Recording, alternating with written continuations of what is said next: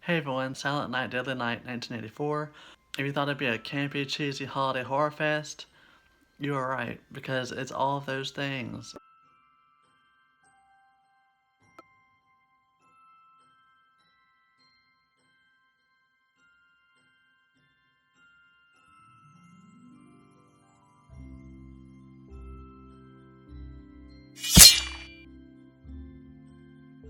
This is a slasher that's actually really dark. The kid's parents are murdered as a result, being sent to an orphanage where he's beaten by nuns, and he grows up into a really hot serial killer as he gets older. You see how the trauma had affected him mentally, and typical a horror film, give him a reason for what he does, displayed pretty well his past and then reliving it in a violent manner, and of course dressing as Saint Nick.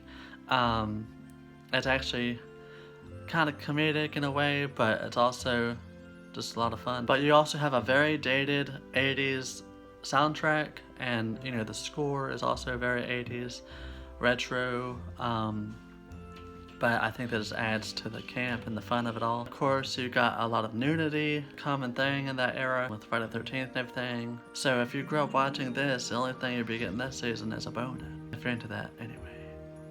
Because you know it's usually the women that displays everything and the men don't, which is unfair.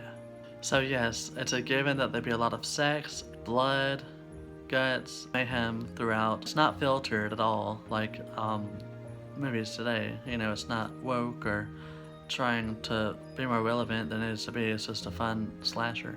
And it had since become a cult classic, spawning 4 sequels. There is a big controversy with the cover of it all, scaring children with Santa Claus coming out of the chimney with glee and also a hatchet. And I remember seeing the cover at my local video store, Showtime, and I never seen it, but it always caught my interest.